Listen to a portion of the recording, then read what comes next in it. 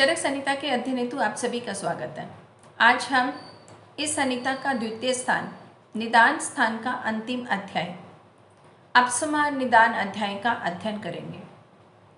निदान स्थान के अंतर्गत 8 रोगों के विषय में कहा गया है और ये शारीरिक रोग और मानसिक रोग इन सभी को अगर हम जान लेते हैं तो किसी भी प्रकार के रोग के निदान के विषय में ज्ञान करना कोई कठिन कार्य नहीं रह जाता है। तो संक्षेप में यहाँ पर बताया गया है। अपसमार का अर्थ स्मृति का नाश होना है। तो जिस भी रोग के अंतर्गत स्मृति का नाश होगा, मतलब लॉस ऑफ मेमोरी होगा, वो सभी रोग अपसमार कहे जाएंगे। साधारणतः हम एपिलेप्सी को अपसमार कहते हैं, लेकिन जब हम इस अध्याय का अध्ययन करते हैं तो उससे यह मालूम होता है कि अपसमार केवल एपिलेप्सी नहीं है। यहाँ हम ऐसा कहें कि सभी रोग जिसमें स्मृति का नाश हो रहा है उसे हम अपसमार कह सकते हैं। उस दृष्टि से अपसमार में भी ये लक्षण मिलता है, इसीलिए इसे अपसमार भी कहा जा सकता है। लेकिन अन्य रोग जिसमें ये प्रॉब्लम आ रहा है उन्हें भी हम अपसमार कहेंगे। उसका निदान वैसा होगा और फिर उसकी चिकित्सा इसी प्रकार से होगी। तो इस तरह से हम इस अध्याय को जानेंगे। और इस अध्याय के अंतर्गत और भी कहा गया है कि हम किस प्रकार किसी भी रोग के निदान को कैसे समझ सकते हैं, उसकी चिकित्सा किस प्रकार कर सकते हैं। तो अब हम इस अध्याय का अध्ययन आरंभ करते हैं। सबसे पहले अपसमार के भेद बताए गए हैं। 4 प्रकार के अपसमार कहे गए हैं। वो है वातज, पित्तज, कफज और सन्निपातज। यानी यह दोषों के अनुसार 4 प्रकार का होता है। वात की विकृति से वातज, पित्त की विकृति से पित्तज, कफ की विकृति से कफज, और जब तीनों ही दोष विकृत होंगे तो उनसे सन्निपातज अपसमार होगा। और इसके अलावा अब यहाँ अपसमार का निदान और संप्राप्ति बताई जा रही है, यानी किस प्रकार के रोगी के अंतर्गत ये रोग उत्पन्न होता है। ये चारों प्रकार के अपसमार इस प्रकार के मनुष्यों को शीघ्रता से हो जाते हैं जिनका मन रजोगुण और तमोगुण से प्रताड़ित होता है। क्योंकि यह मानसिक रोग है तो मन पर जब रज और तम प्रभाव डालते हैं, यानी ये रज और तम विकृत होते हैं, तो उस समय ये रोग उत्पन्न हो सकता है। और जिनके वात पित्त कफ विचलित, विषम और बढ़े हुए होते हैं, तो यहाँ पर दोषों की स्थिति बताई गई है कि अगर वह विचलित है या फिर विकृत है या फिर ये विषम है, मतलब कि वो समावस्था में नहीं है। तो ये अपसमार रोग दोषों के साथ ही ज़्यादा संबंधित बताया गया है।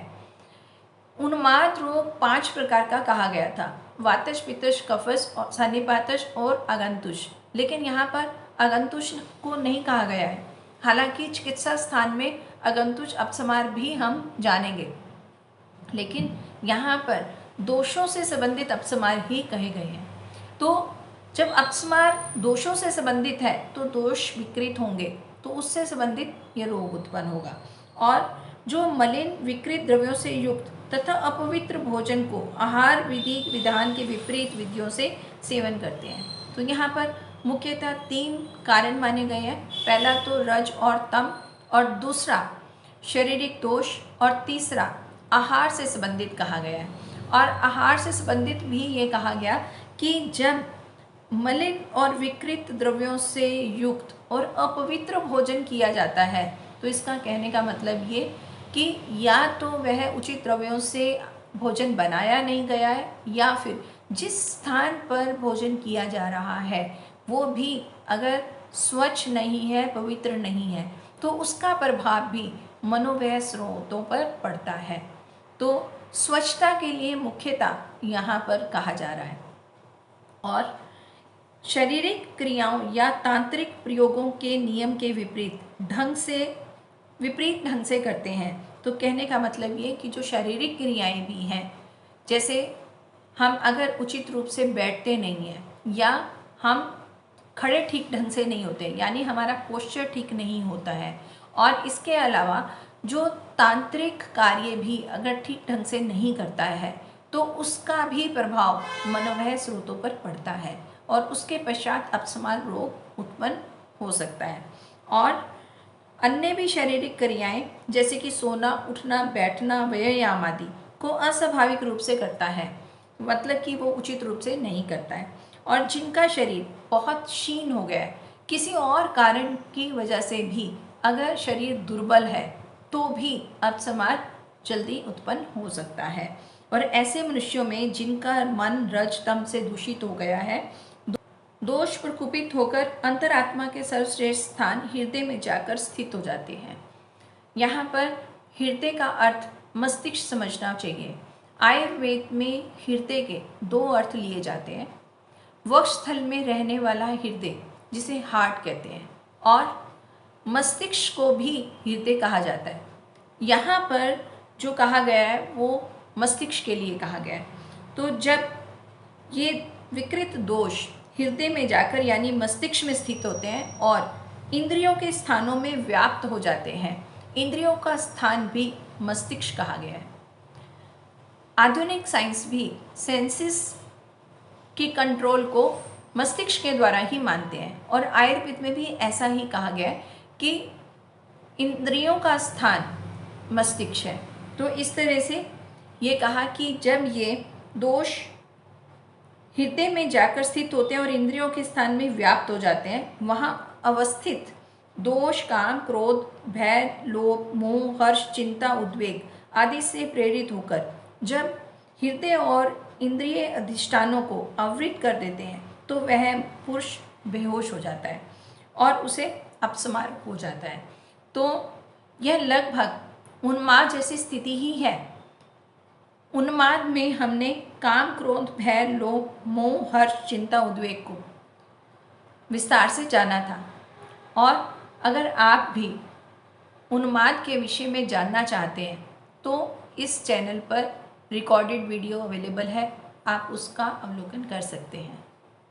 और उन्माद और अपस्मार में अंतर ये बताया गया है कि अपस्मार में स्मृति का नाश होता है, उन्माद में स्मृति का नाश नहीं होता है। उन्माद स्थिर होता है, मतलब लंबे समय तक चलता है, लेकिन अपस्मार शॉर्ट टाइम पीरियड के लिए होता है। वह जल्दी होगा और थोड़े समय में ही वह खत्म हो जाएगा। लेकिन अपस्मार के आवेग आते हैं। हम इनको दोषों के अनुसार भी समझेंगे कि अगर वो वातज है, पित्तज है, कफज है तो उनके वेग किस प्रकार आएंगे, ये हम अभी आगे अध्ययन में जानेंगे। लेकिन ये समझना होगा कि अपस्मार में आवेग आते हैं और उसमें स्मृति का नाश होता है।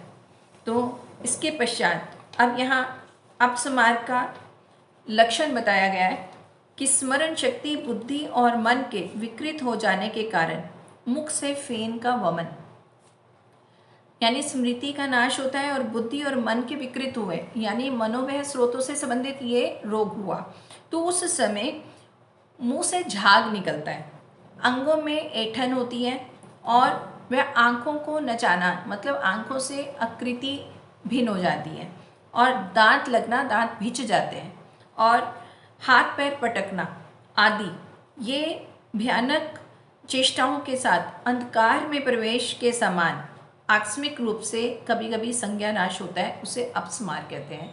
मतलब उसकी आंखों के आगे अंधेरा आ जाता है। तो यह स्थिति अपस्मार की हुई। तो इससे हमें ये जानना होगा जिस भी रोग में ये लक्षण है उसे हम अपस्मार कह सकते हैं कि व्यक्ति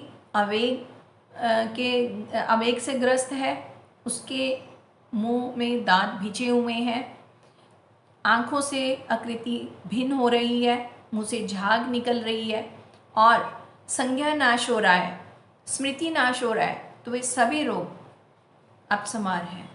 तो इस तरह से ये अपस्मार के लक्षण कहे गए हैं।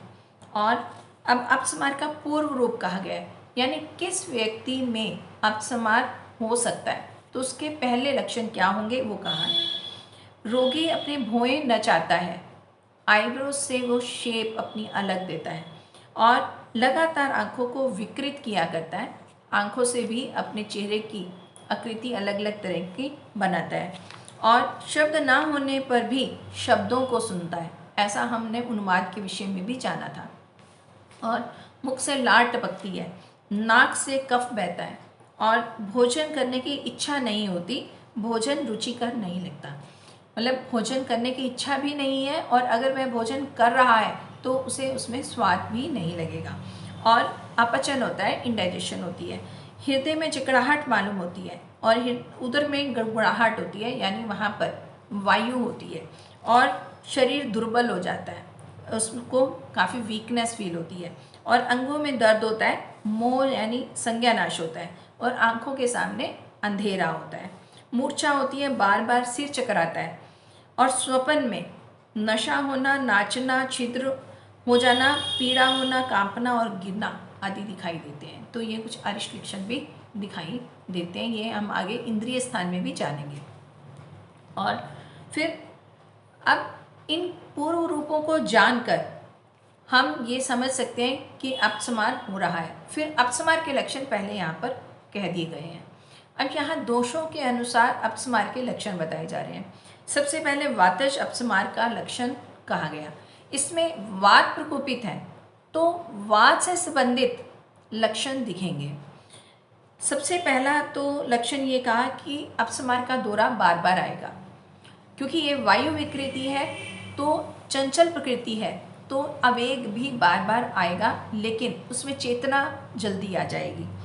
क्षण मन में चेतना का आना और आँखों का उभर जाना, बल्जिंग आइज हो जाएगा, ऐसा लगेगा कि आंखें बाहर की तरह उभर गई हैं और जोर जोर से व्याग्रता के साथ विलाप करना और मुख से गाज फेंकना और गर्दन का फूल जाना, सिर का एक और टेढ़ा हो जाना और उंगलियों का टेढ़ा मेढ़ा होना, झुक जाना, हाथ पैर का पटकना, ये विशेष तौर पर वायु विकृति का एक लक्षण है।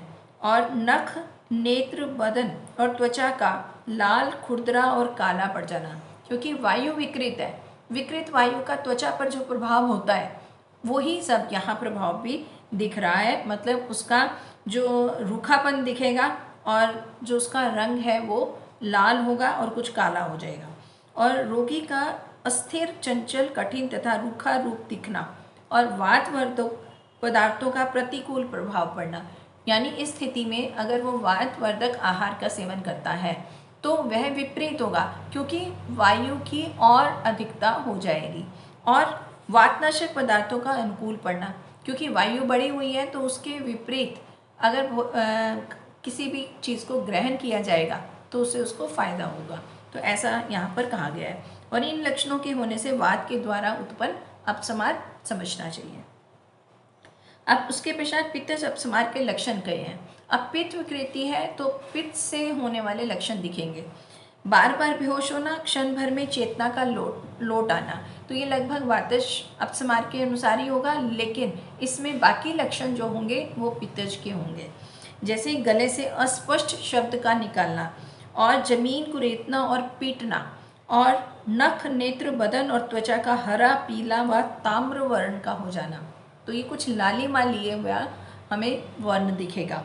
और आँखों की, रोगी की आँखों के सामने रक्त से भीगे, जब भी पित्त प्रकोपित हो रहा है तो उसमें रक्त से संबंधित रोग भी उत्पन्न होते हैं और रक्त से संबंधित लक्षण भी दिखते हैं। तो यहाँ पर ये कहा कि आँखों के सामने रक्त से, खून से भीगे हुए और भयंकर, डरावने, चमकते हुए रूपों का दिखाई देना, ये भी लक्षण दिखाई देंगे। और पित्त कारक वस्तुओं का अनुकूल ना पड़ना, क्योंकि पित्त प्रकोपित है और पित्तवर्धक अगर किसी द्रव्य का सेवन किया जाएगा तो स्थिति और भयानक होगी। और इसके विपरीत पित्तनाशक पदार्थों का हितकर होना, तो ये सभी पित्त अपस्मार के लक्षण कहे गए हैं। और इसके पश्चात अब कफस अपस्मार के लक्षण कहे कि उसकी बेहोशी की बीच की अवधि लंबी हो और जो देर से होश में आए, क्योंकि कफ प्रकोपित है तो कफ से संबंधित लक्षण ये हम पहले भी कई रोगों में जान चुके हैं, लगभग वैसे ही हैं।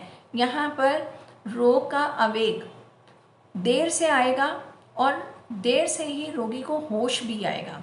पहले हमने जाना कि वात और पित्त में आवेग बार बार आता है, यानी कम अवधि के बाद ही आ जाएगा, लेकिन उसको होश भी जल्दी आएगा। कफस में आवेग भी देर से आएगा, यानी कुछ दिनों के बाद या कुछ महीनों के बाद, और उसमें जब आवेग आएगा तो व्यक्ति को होश भी देर से आएगा। और शरीर के अंगों में बहुत अधिक विकृत चेष्टाएं न होना, वायु में चेष्टाएं ज़्यादा करेगा। अगर कफ प्रकोपित है तो वह आलसी होगा, आलसी होने की वजह से उसमें चेष्टाएं भी कम होंगी, और लार टपकती रहती हो, और नख, नेत्र, बदन और त्वचा में सफ़ेदी हो, और जिसे श्वेत वर्ण का भारी और चिकना रूप दिखाई दे। कफ प्रकोपित है तो चिकनापन ज़्यादा दिखाई देगा, तो और जिसे कफवर्धक पदार्थ अहितकर हों और कफ नाशक पदार्थ अनुकूल हों तो उसे कफ के द्वारा अपस्मारग्रस्त समझना चाहिए। साधारणतः हम ये समझ सकते हैं कि अगर वातज रोग है और उसके हम ऐसे द्रव्यों का सेवन कर रहे हैं जो उसको बढ़ा रहा है, तो इसका मतलब वो उससे नुकसान पहुंचा रहा है, उसकी वृद्धि हुई है। इसी तरह हमें पित्त को समझना है, इसी तरह हमें कफ को समझना है। और इसके पश्चात अपसन्निपातज अपस्मार का लक्षण कहा गया है कि जिसमें सभी रोगों के लक्षण एकत्र दिखाई, उसे हम सन्निपातज कहेंगे। और इस प्रकार चारों अपस्मारों की व्याख्या कर दी गई है। अब इसके पश्चात यहाँ पर आगंतुज अपस्मार के बारे में कुछ संक्षेप में बताया जा रहा है कि इन अपस्मारों का कभी कभी आगंतुज कारण भी होता है। इसका उपदेश बाद में चिकित्सा स्थान में करेंगे। और उनका परिचायक विशेष लक्षण ये है कि पहले कहे गए लक्षणों से अधिक लक्षण होते हैं, और ये लक्षण दोषजन्य लक्षणों से कुछ भिन्न और विलक्षण होते हैं। तो यहाँ इस बात को समझना होगा कि अपस्मार मुख्यतः दोषों की विकृति से उत्पन्न हो रहा है, और इन विकृतियों के होते हुए भी अगर लक्षण अधिक भयावह हैं तो इसका मतलब उसमें कुछ और भी मिला है, और उसी स्थिति को हम आगंतुज कह रहे हैं। और दोषज अपस्मार का चिकित्सा सूत्र बताया गया कि अपस्मार के रोगियों को दोष के अनुसार तीक्ष्ण संशोधन का प्रयोग अथवा उष्मन चिकित्सा करनी हितकर होगी। तो यहाँ पर ये बात समझनी है कि हमने जब उन्माद की चिकित्सा के बारे में जाना था तो वहाँ पर केवल संशोधन और संशमन लिखा था, तीक्ष्ण शब्द नहीं प्रयोग किया गया था। लेकिन अपस्मार में यहाँ तीक्ष्ण संशोधन और संशमन कहा गया है, तो ये ध्यान देने वाली बात है।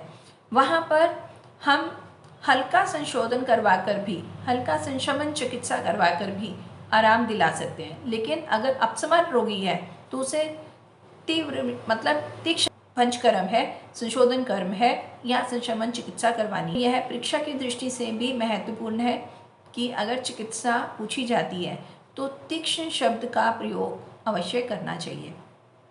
और आगंतुज देव राक्षस आदि का अनुबंध होने पर मंत्र, बलि, उपहार आदि देव अपाश्रय चिकित्सा करनी चाहिए। और अगर उस आगंतुज अपस्मार भी है तो उस समय केवल तीक्ष्ण संशमन या संशोधन चिकित्सा काम नहीं करेगी, उसमें हम देव अप्राशय यानी कि जो युक्तिपूर्वक हम चिकित्सा करते हैं वो भी प्रभावशाली होगी, तो उसको भी साथ लेकर चलना हो। निदान स्थान में वर्णित रोगों की उत्पत्ति। अपस्मार को कहने के पश्चात अब यहाँ पर निदान स्थान में जो 8 रोगों को कहा गया है उसके बारे में जो कहानी बताई गई है उसको यहाँ दोबारा से बताया जा रहा है।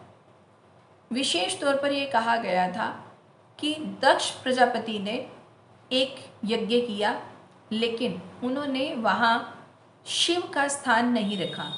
इससे शिव जी क्रोध में आए और उस क्रोध से ज्वर उत्पन्न हुआ, और ज्वर के पश्चात रक्तपित्त उत्पन्न हुआ, और फिर रक्तपित्त के पश्चात गुल्म हुआ। तो इस तरह से उन्होंने एक कहानी बनाई है, उसी को ही अब हम यहाँ पर जानते हैं। उस दक्ष यज्ञ विध्वंस के समय शरीरधारियों के नाना दिशाओं में भागने, जल में तैरने, दौड़ने, कूदने और लांघने आदि, यानी जब शिवजी प्रकोपित हुए उसके पश्चात जो वहाँ लोग थे वो उस समय उनमें जो स्थिति हुई, कोई भाग रहा है या जल में तैर रहा है और दौड़ रहा है, कूद रहा है, लांग रहा है, तो ऐसी स्थिति में गुल्म रोग उत्पन्न हुआ, यानी वायु विकृत हुआ और फिर उससे गुल्म उत्पन्न हो गया। और हवि यानी यज्ञ में दी जाने वाली आहुति, खीर, घी आदि के खाने से प्रमेह और कुष्ठ रोग उत्पन्न हुए। ज़्यादा खाया तो उससे प्रमेह रोग और कुष्ठ रोग उत्पन्न हो गए और ये त्रिदोषस कहे गए थे।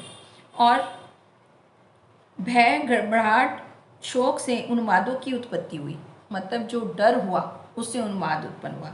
और अनेक प्रकार के जीवों और अपवित्र वस्तुओं के स्पर्श से अपस्मार उत्पन्न हुआ। तो यहाँ पर विशेष तौर पर अपवित्र वस्तुओं का संयोग बताया है, तो इससे अपस्मार उत्पन्न हुआ। और ज्वर तो भगवान शंकर के ललाट से निकले क्रोध अग्नि से उत्पन्न हुआ और उस ज्वर के संताप से रक्तपित्त उत्पन्न हुआ। और नक्षत्रों के राजा चंद्रमा को अति व्यय के उपयोग के कारण राज्य यक्षमा हुआ। तो इस तरह से ये एक कथा के माध्यम से इनकी उत्पत्ति के बारे में संक्षेप में बताया गया है। और इसके पश्चात श्लोक संख्या 14 में मनुष्यों को वात से, पित्त से, कफ से और तीनों दोषों से मिलकर अपस्मार होता है। इसमें चतुर्थ अपस्मार प्रत्याख्य यानी अचिकित्सीय है, असाध्य है, क्योंकि वह असाध्य होता है और बुद्धिमान वैद्य सावधान होकर साध्य अपस्मारों की दोषानुसार तीक्ष्ण संशोधन और अपशमन के द्वारा चिकित्सा करते हैं। जब दोषरस अपस्मार से आगंतुक अपस्मार संबंध हो जाता है तब चिकित्सा विद्वान साधारण कर्म अर्थात आवश्यकता अनुसार देवापे आश्रय, युक्ति व्याप्रश्रय और सत्व अवज्य चिकित्सा का उपदेश देते हैं। तो यहाँ पर वही चीज़ों को दोबारा कहा है कि वातज, पित्तज, कफज अगर अपस्मार है तो वह सरलता से सिद्ध कर सकते हैं, उसकी चिकित्सा कर सकते हैं। लेकिन अगर त्रिदोषस है, सन्निपातज है, तो वह असाध्य हो जाता है। और अगर साथ में अगंतुज भी है तो उसकी युक्तिपूर्वक चिकित्सा करनी चाहिए। और रोग ज्ञान एवं औषध ज्ञान की उपयोगिता बताई है कि सभी रोगों के भेदों को जानने वाला, उनके लक्षणों को जानने वाला और सभी प्रकार की औषधियों को ठीक ठीक जानने वाला कुशल वैद्य सभी रोगों को नष्ट कर देता है। और वह ना तो संशयग्रस्त होता है और ना ही कर्तव्य अनुष्ठान में त्रुटि करता है। इस प्रकार यह उत्तम निदान स्थान संपूर्ण रूप से कह दिया गया है। तो विशेष तौर पर यह कहा गया है कि अगर चिकित्सक रोग के लक्षणों को जानता है, यहाँ पर विशेष तौर पर बात ये कही गई कि रोग के नाम को जानना आवश्यक नहीं है, बल्कि रोगों के लक्षण को जानकर रोग को जानना यह ज़्यादा आवश्यक है। और इसके अलावा वह औषधियों को जानता है और रोगों की अवस्था को जानता है कि रोग किस प्रकार का है, साम अवस्था में है या निराम अवस्था में है, और उसकी स्थिति क्या है उसको जानकर जो चिकित्सा करता है तभी वह चिकित्सक सफल होता है। और इसके पश्चात अब निदान एवं चिकित्सा के कतिपय पक्ष कहे गए हैं, यानी कुछ और भी यहाँ पर कहा गया है। तो सबसे पहले निदान अर्थ कर रोग कहे गए हैं कि रोग भी रोग के निदान का अर्थ अर्थात रोग की उत्पत्ति करने वाला होता है। तो अगर हम इसको ये समझें कि कोई भी एक रोग दूसरे रोग को उत्पन्न कर देता है, तो इसके बारे में ये कहा कि ये रोग पहले केवल स्वतंत्र रोग होते हैं और बाद में वे दूसरे रोग का कारण बन जाते हैं। और जिस प्रकार ज्वर आदि रोग एक अर्थ करने वाले अर्थात रोग रूप में स्वतंत्र रहने वाले और दोनों अर्थ करने वाले अर्थात स्वतंत्र रूप से रोग रूप में रहने वाले एवं दूसरे रोग को उत्पन्न करने वाले देखे जाते हैं। तो इसको हमें ये समझना है कि अगर ज्वर उत्पन्न हुआ है वो अपने हेतु के, अपने कारण, निदान के कारण अगर ज्वर हुआ तो वह ज्वर एक स्वतंत्र रोग है। लेकिन ज्वर के होते हुए पित्तवर्धक आहार का सेवन किया जाएगा या हेतु का अधिक सेवन किया जाएगा तो वह ज्वर रक्तपित्त को उत्पन्न कर देगा। तो इस तरह से यहाँ पर ये समझाने का प्रयास किया है। और एक अर्थ और उभय अर्थ कारक कहे गए हैं कि जो रोग किसी अन्य रोग का कारण बनकर स्वयं शांत हो जाता है और दूसरे प्रकार का रोग किसी प्रकार की रोग उत्पत्ति करके स्वयं भी अनुवर्तन करता है। यहाँ ऐसा उदाहरण हमें समझना चाहिए कि ज्वर उत्पन्न हुआ, ज्वर अपने कारणों से उत्पन्न हुआ था, लेकिन ज्वर ने रक्तपित्त को उत्पन्न कर दिया।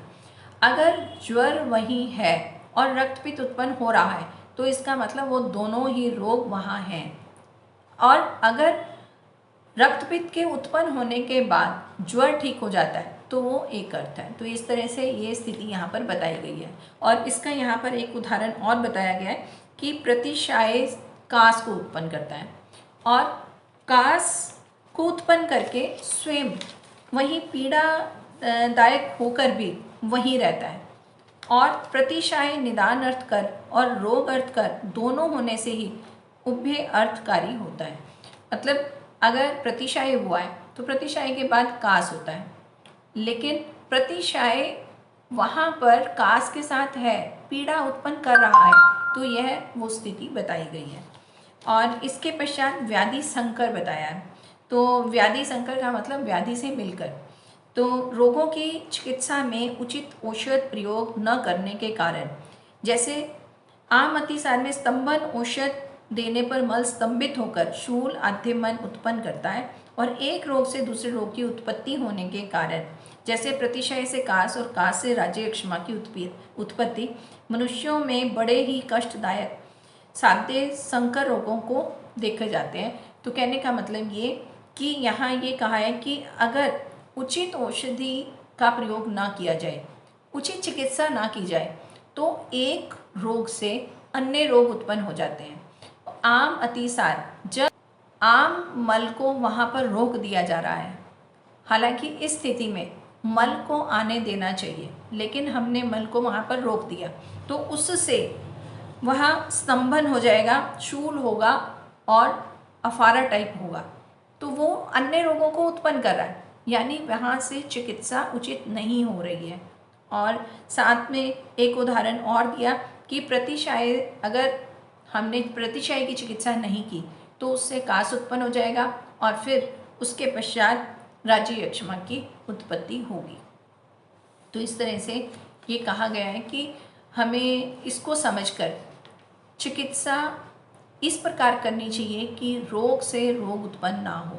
और विशेषकर आजकल तो आधुनिक जो चिकित्सा की जाती है उसमें अक्सर ऐसा देखते हैं कि एक रोग की जब चिकित्सा की जाती है तो उससे अन्य रोग उत्पन्न हो जाता है। तो इस प्रकार की चिकित्सा को आयुर्वेद उचित नहीं मानता है। तो आयुर्वेद के द्वारा भी चिकित्सा करते हुए चिकित्सक को ये ध्यान रखना होगा कि रोग की चिकित्सा इस प्रकार करें कि कोई अन्य रोग उत्पन्न न हो। और इसके अलावा चिकित्सा का निर्दोष स्वरूप भी बताया गया है कि किस चिकित्सा को उचित रूप से हम ये कहेंगे कि ये श्रेष्ठ चिकित्सा की गई है, और आदर्श चिकित्सा भी हम इसे मान सकते हैं। तो जिस चिकित्सा का प्रयोग करने पर एक रोग शांत हो जाता है किंतु दूसरा रोग उत्पन्न नहीं होता है, वह चिकित्सा प्रयोग विशुद्ध नहीं है। तो शुद्ध प्रयोग वही है जो उत्पन्न रोग को शांत कर दे और किसी भी प्रकार के रोग को उत्पन्न ना करे। तो चिकित्सा से कोई भी उपद्रव उत्पन्न नहीं होना चाहिए, वही आदर्श चिकित्सा है। और इसके पश्चात रोगों के कारण और रोग का संबंध बताया गया है। ये कुछ ध्यान देने वाली बात है कि किस तरह से इस बात को समझाया गया है कि अनेक रोगों का कारण एक होता है और एक रोग का कारण भी एक होता है, और एक रोग के अनेक कारण होते हैं और अनेक रोगों के अनेक कारण भी होते हैं। तो इस तरह से यहाँ पर ये चतुर्विध चिकित्सा सिद्धांत बताया गया कि 4 प्रकार के यहाँ चीज़ें समझाई गई हैं। पहला तो ये कि अनेकों रोगों का एक कारण हो सकता है और एक रोग का एक कारण हो सकता है, और दूसरा बताया कि एक रोग के अनेक कारण भी हो सकते हैं और अनेक रोगों के अनेक कारण भी हो सकते हैं। तो ये एक तरह की हम अगर खुद से ये तालिका बनाकर समझें तो ज़्यादा आसानी से समझ सकते हैं। बहुत सरल है, सिर्फ इतना समझना होगा कि रोगों के बारे में पहले बताया है कि अनेक रोग और एक रोग, अनेक रोगों का भी एक कारण हो सकता है और एक रोग का भी एक कारण हो सकता है। इसी तरह से अब एक रोग के अनेक कारण हो सकते हैं और अनेक रोगों के अनेक कारण हो सकते हैं। तो इस तरह से ये 4 प्रकार के यहाँ पर कारणों को समझाया गया और इसके पश्चात इसके उदाहरण बताए गए हैं। जैसे रुक्ष कारण से ज्वर, भ्रम, प्रलाप आदि अनेक रोग उत्पन्न होते हैं। कारण केवल एक रुक्ष है, रुक्षता के कारण जो रोग उत्पन्न हो रहे हैं वो है ज्वर, भ्रम, प्रलाप। तो ये अनेक रोग हुए, एक कारण से अनेक रोग उत्पन्न हो रहे हैं। और रुक्ष कारण से एकमात्र ज्वर भी उत्पन्न होता है, तो उससे एक रोग उत्पन्न हो रहा है। और रुक्ष आदि अनेक कारणों से ज्वर, भ्रम आदि अनेक रोग होते हैं। तो इस तरह से इसको समझाया गया। और रोगों के लक्षण और रोग, अनेक रोगों का एक लक्षण, एक रोग का एक ही लक्षण देखा जाता है।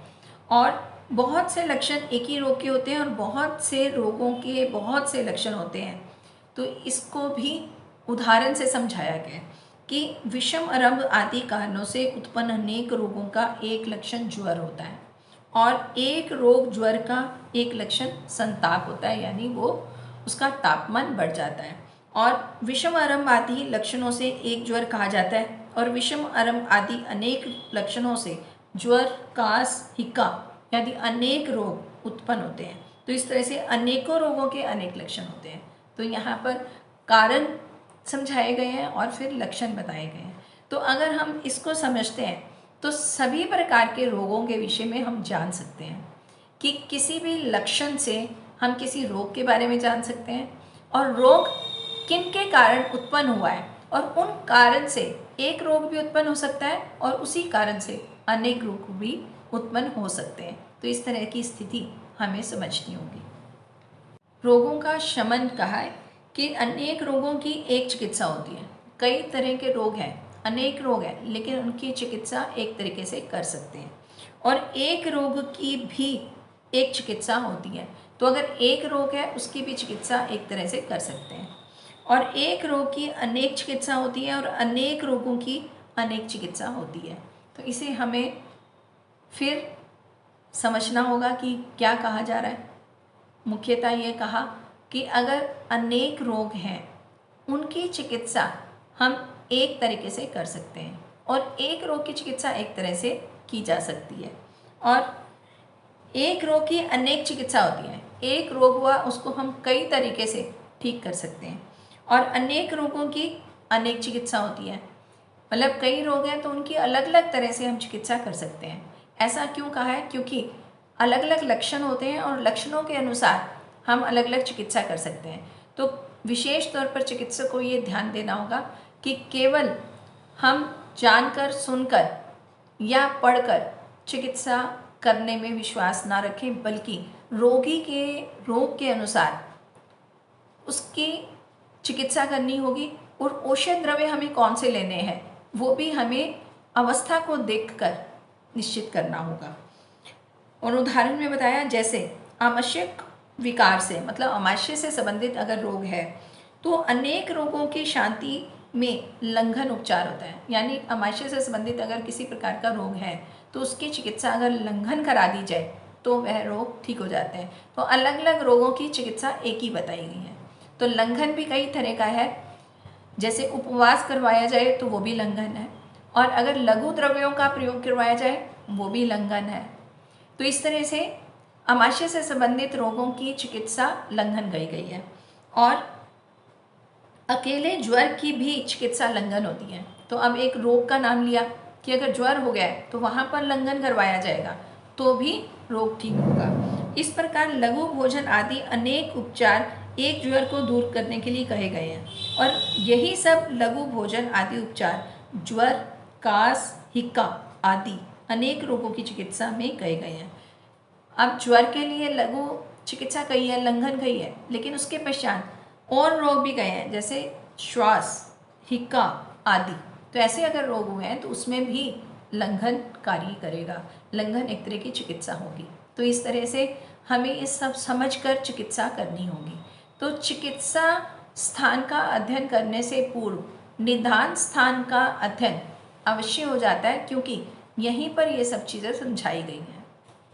और फिर रोगों की साध्यता और असाध्यता के बारे में बताया गया है। और ये पूर्व अध्यायों में भी हम जान चुके हैं कि साध्य रोग के दो भेद होते हैं, वो है सुख साध्य, यानी जिस रोग का उपाय सुखपूर्वक किया जा सकता है, और दूसरा कष्ट साध्य, जिसकी चिकित्सा में बड़ा श्रम लगाना पड़ता है, यानी वो जल्दी से चिकित्सा नहीं हो पाती है, तो कष्ट साध्य है और उसमें देर लगती है। और असाध्य के भी दो भेद होते हैं। एक तो याप्य, याप्य होता है कि जिसमें चिकित्सा तो लगातार करनी होती है, लेकिन जिसको रोग होता है वो व्यक्ति जीवित रहता है, तो ऐसा मतलब जीवन भर चिकित्सा की जाती है, तो ये ऐसे रोग याप्य कहे जाते हैं।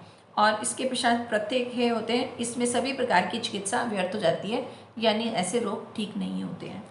और असाध्य रोग साध्य नहीं होता, ये विशेष तौर पर यह कहा कि जिसे असाध्य कह दिया गया है वो साध्य नहीं होता है, लेकिन साध्य रोग असाध्य हो जाता है, यानी जो ठीक होने लायक है लेकिन उसमें अगर उचित चिकित्सा ना की जाए, समय पर चिकित्सा ना की जाए, तो वह भी असाध्य हो जाएगा, यानी वह भी ठीक नहीं होगा। और चिकित्सा के चतुष्पाद, 4 पाद कहे गए हैं, मतलब चिकित्सक, औषध, रोगी और परिचारक।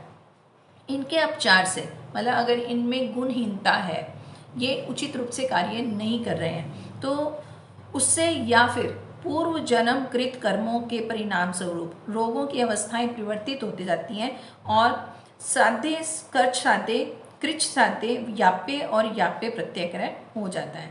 तो इसमें ये कहा है कि अगर चतुष्पाद भी अगर उचित रूप से कार्य नहीं करता है, और आयुर्वेद में पुनर्जन्म को भी माना गया है, पुनर्जन्म के कार्यों की वजह से, कर्मों की वजह से भी जो सुख साध्य रोग हैं वो कष्ट साध्य हो जाते हैं, और कष्ट साध्य याप्य बन जाते हैं, और याप्य रोग प्रत्यक है यानी असाध्य हो जाते हैं।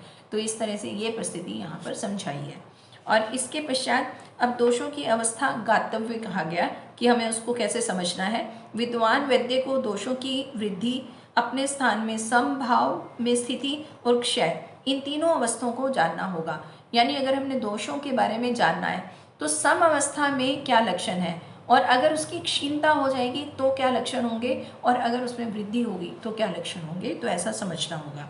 इसी प्रकार रोगी के शरीर और उसके जठराग्नि और उसके मन की सूक्ष्म अति सूक्ष्म दशा का ज्ञान रखना होगा। सबसे पहले दोषों की स्थिति बताई है। दूसरा, रोगी के विषय में कहा है कि रोगी की परिस्थिति कैसी है, उसका शरीर का बल कैसा है, उसके रोग की अवस्था कैसी है, फिर उसकी जठराग्नि कैसी है। तो इन सब चीज़ों को जानकर व्यक्ति को या चिकित्सक को चिकित्सा करनी होगी। और रोग की विभिन्न अवस्थाओं को जानकर ही, अब रोग की विभिन्न अवस्थाएं कि वह साम अवस्था में है, निराम अवस्था में है, कोष्ठ में है या वो शाखागत है, तो इस तरह की उसकी अवस्था को जानकर भी चिकित्सा करनी होगी। और चिकित्सक उन अवस्थाओं में समुचित औषध प्रयोग करके रोगी को आरोग्य प्रदान कर सकता है, और चिकित्सा जन्य पुण्य से वह धर्म, कर्म, अर्थ, काम, मोक्ष, इन चारों पुरुषार्थों को प्राप्त कर सकता है। तो ये विशेष तौर पर चिकित्सकों के लिए ही कहा गया है कि एक चिकित्सक कुशल चिकित्सक तभी बन सकता है कि जब वह चतुष्पाद से संपन्न हो और रोग के बारे में जानता हो, दोषों के बारे में जानता हो, रोगी के विषय में जानता हो, और औषधि में उचित अपना ज्ञान रखता हो, चिकित्सा क्षेत्र में ज्ञान रखता हो, तभी वह कुशल चिकित्सक बन सकता है। और कुशल चिकित्सक सभी प्रकार के पुण्यों का अधिकारी होता है, और इसमें विशेष तौर पर ये कहा कि वह धर्म करता है, अर्थ कमाता है, इसी से ही उसकी जीविका चलती है, तो पैसा भी उसको मिलता है, काम और मोक्ष, इन चारों पुरुषार्थों को प्राप्त कर लेता है। तो ऐसे नहीं कहा जाता कि यह एक बहुत ही पुण्य कार्य है। तो चिकित्सक को ये पुण्य कार्य समझते हुए अपना कार्य भी उचित रूप से करना चाहिए। और इसके पश्चात अब तिर्यकगत दोष का उपचार बताया गया है कि जब दोष शरीर में तिर्यकगामी हो जाते हैं तो वह रोगियों को अधिक समय तक सताते हैं। तो यहाँ पे तिर्यकगामी का मतलब है कि उनकी स्थिति उचित रूप से नहीं रहती। अगर वह कोष्ठ में है तो वहाँ से विकृत होकर वो शाखाओं में चले जाते हैं। तो इस तरह की स्थिति बताई है कि उनकी जो स्थान स्थान जो है वो बदल जाता है, यानी वो विकृत अवस्था में पहुंच जाते हैं और उनके शरीर, अग्नि तथा बल को जानने वाला वैद्य इन रोगों की चिकित्सा में शीघ्रता ना करे और अपितु समुचित चिकित्सा करके दोषों को क्षीण कर दे और सुखपूर्वक दोषों को कोष्ठ में लाए। और जब जान ले कि दोष कोष्ठ यानी अमाशय या पक्वाशय में आ गए हैं तो उनको समीप के मार्ग से वमन या विरेचन के द्वारा बाहर निकालें। तो यहाँ पर फिर चिकित्सक को चिकित्सा करने का निर्देश दिया जा रहा है कि अगर चिकित्सक रोगों की स्थिति को न जानकर, दोषों की स्थिति को न जानकर उचित चिकित्सा नहीं करेगा तो वह सफल नहीं होगा। और यहाँ पर ध्यान देने वाली बात ये कि दोषों की स्थिति क्या है, वे अमाशय या पक्वाशय में है या वो शाखाग्रस्त है। अगर वो शाखाग्रस्त है तो उससे कोष्ठ में उनको लाना होगा और फिर कोष्ठ में लाने के बाद ये देखना होगा कि अमाशय में है या पक्वाशय में है। अगर अमाशय में है तो वमन के द्वारा उनको निकाल सकते हैं, अगर पक्वाशय में है तो उसमें विरेचन दिया जा सकता है या बस्ती दी जा सकती है। इस तरह से दोषों की स्थिति को जानकर चिकित्सा की जानी चाहिए। और लक्षण तथा व्याधि के बारे में कहा कि इस निदान संग्रह में रोगों का ज्ञान करने के लिए जो रोगों के लक्षण मतलब अविभाग और अरुचि आदि कहे गए हैं वे स्वतंत्र रूप में तो रोग हैं और उस रोग विशेष के साथ प्रकट होकर लक्षण है, रोग नहीं है। तो यहाँ पर ये कहा कि दो तरह की स्थिति है, जैसे किसी को वमन हो रहा है तो वमन अपने आप में एक रोग भी हो सकता है और किसी और रोग का लक्षण भी हो सकता है। तो इसी तरह से और दोषों के बारे में, लक्षणों के बारे में हमें जानना होगा कि ये किस तरह की स्थिति है, उसको जानकर चिकित्सा करनी होगी।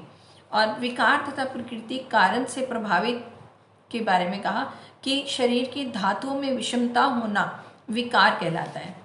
धातु यानी जो शरीर को धारण करते हैं, दोष, मल और धातुएं सभी शरीर को धारण करने वाले हैं, इन सभी को धातु कहा गया है। और वहाँ जब विकृति होगी तो वह विकार उत्पन्न होगा। और साम्य होना प्रकृति है, मतलब वहाँ पर अगर साम्यता नहीं है तो वो विकृति है, वहाँ रोग है। और इसके विपरीत प्रकृति है। विकार और प्रकृति ये दोनों ही सब कुछ है, वे दोनों ही हेतु के अधीन है। हेतु के अधीन है मतलब जैसा कारण होगा, निदान होगा, उसके अनुसार ही प्रकृति और विकृति होगी। जब हेतु नहीं होता तो विकार नहीं होता और प्रकृति स्थापक कारण न होने पर प्रकृति भी नहीं सुरक्षित रह पाती।